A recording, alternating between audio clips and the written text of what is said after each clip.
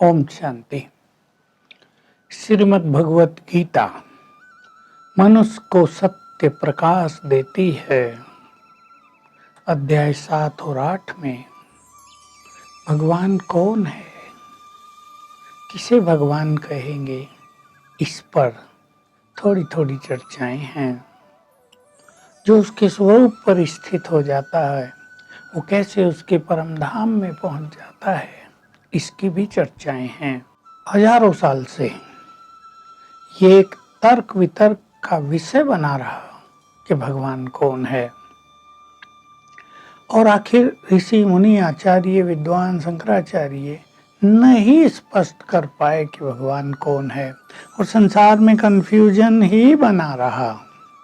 बहुत चीजें जान ली लेकिन न मनुष्य अपने को जान पाया और न परमात्मा को, और ये न जानने के कारण संसार में अनेक समस्याएं हुई।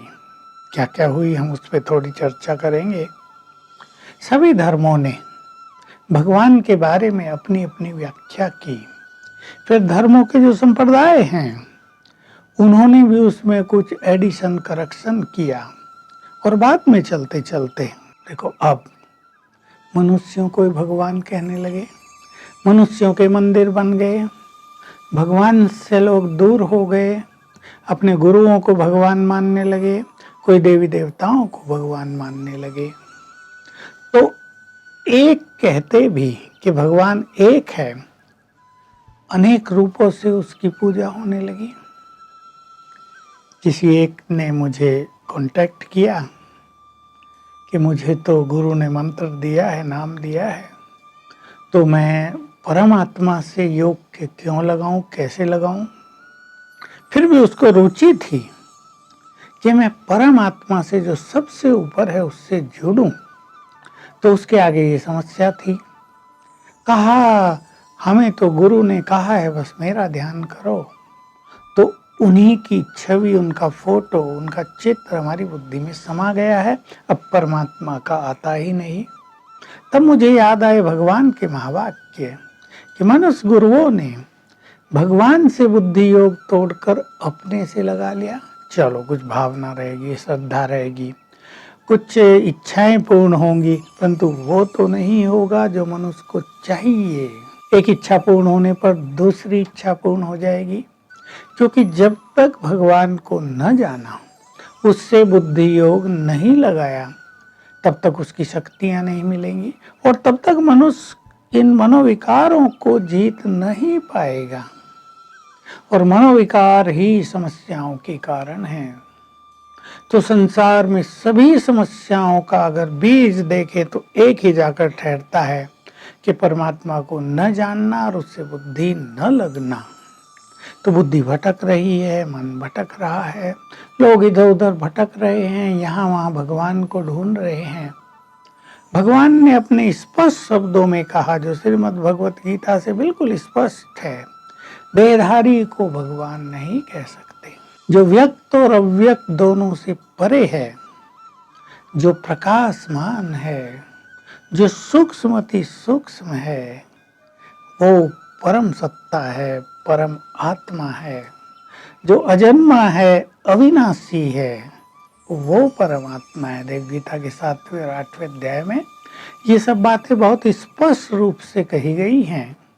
लोग प्रश्न भी उठाते हैं कि श्री कृष्ण बोल रहे हैं कैसे, वो तो जन्म मरण में आने वाले हैं। कोई सोचते हैं जो निराकार परमात्मा है उसने बोला है। ये कंफ्यूजन बना ही रहा। परमात्मा के लिए बहुत अच्छा शब्द कहा कि जैसे यहाँ सूर्य का प्रकाश चारों ओर फैल रहा है, परमात्मा का दिव्य प्रकाश भी चाहूं और उसी तरह फैलता है, लेकिन कहाँ? परमधाम में। यहाँ अगर फैलता होता तो यहाँ तो सबके अंदर अंधकार है, विकारों का, ज्ञान का अंधकार फैला हुआ है। परमात्मा का प्रकाश कहाँ है यहाँ?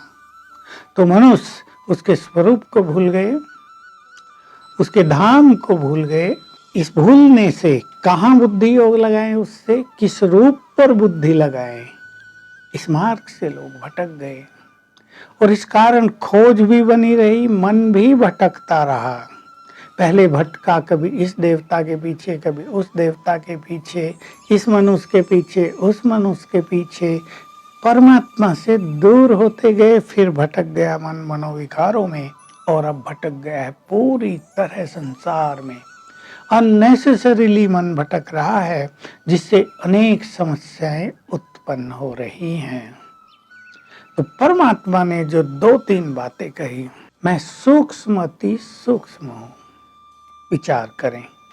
पॉइंट लगाओ आप कागज पे, वो भी सूक्ष्म हो गया। उससे भी अति सूक्ष्म, जैसे एटम के लिए कहते हैं एटम अति सूक्ष्म है, देखा भी नहीं जा सकता। परमात्मा को बिना आंखों से नहीं देख सकते, वो सूक्ष्म अति सूक्ष्म है। तो पॉइंट स्वरूप हुआ ना, बिंदु स्वरूप हुआ ना, अति सूक्ष्म बिंदु। और जो जितना सूक्ष्म होता है, उसकी एनर्जी, उसका प्रकाश, उसकी शक्तियां उतनी ही ज्यादा होती हैं। तो हम ये जान लें, इसको स्वीकार कर लें कि परमात्मा का कोई बड़ा रूप नहीं है, वो कोई मनुष्य नहीं है, वो देहधारी नहीं है, वो कोई देवता भी नहीं है, ब्रह्मा विष्णु शंकर भी नहीं है, क्योंकि उनके भी रूप हैं शरीरों के। वो सूक्ष्म अति सूक्ष्म है, प्रकाशमान है।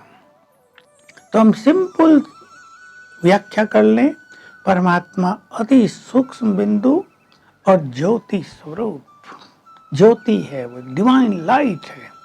बहुत लोग इसको मानते ही हैं, पर इसमें फिक्स हो जाए, इसमें निश्चित कर लें इसको, उसी के स्वरूप पर अपना ध्यान एकाग्र करें, मन बुद्धि को एकाग्र करें।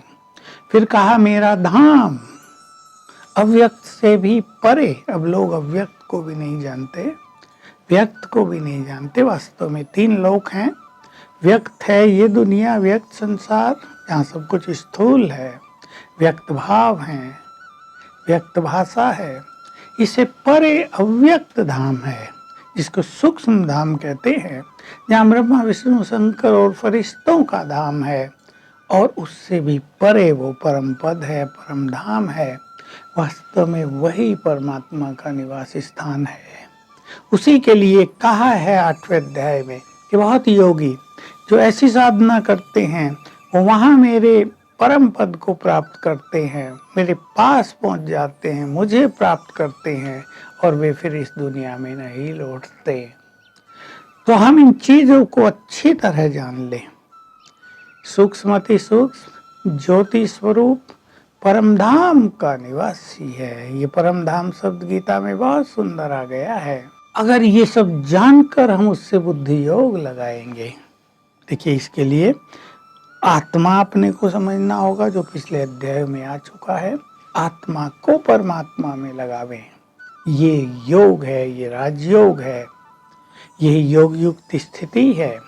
तो हमें अपने आत्मिक स्वरूप में, आत्मा भी बहुत सूक्ष्म है, आत्मा के बारे में थोड़ा कुछ तो लोग जानते हैं।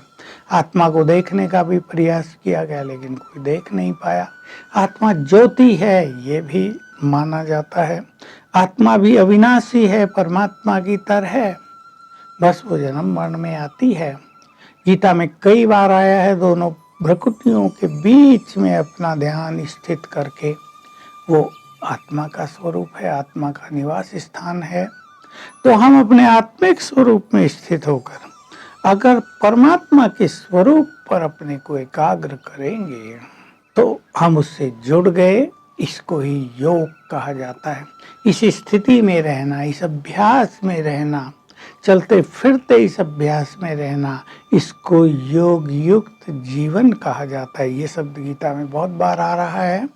योग युक्त मनुष्य, ऐसे ज्ञानी जो ऐसे योग युक्त हो जाते हैं, भगवान ने कहा उनको मैं बहुत प्रिय हूँ और वे मुझे बहुत प्रिय हैं। तो देखो आपस में कितना प्यार होता है, एक दूसरे से प्यार के माध्यम से हम उसकी याद में तल्लीन हो जाते हैं। तो आइए हम गीता के इस ज्ञान को धारण करके आत्मा के और परमात्मा के स्वरूप को पहचाने और अपने मन बुद्धि को परमात्मा स्वरूप पर स्थिर करें। तो हमारे मनोविकार छूट जाएंगे, हमारा चित्त शांत होगा। ये शब्द बहुत बार आया गीता में, शांत चित्त वाला योगी। इससे ही तो चित्त शांत होगा और तब संसार की अनेक समस्याएं नष्ट हो जाएंगी। हम अपने जीवन को निश्चल बनाएं, समस्याओं विघ्नों से मुक्त करें और परमात्म प्रेम में मगन हो जाएं। ओम शांति।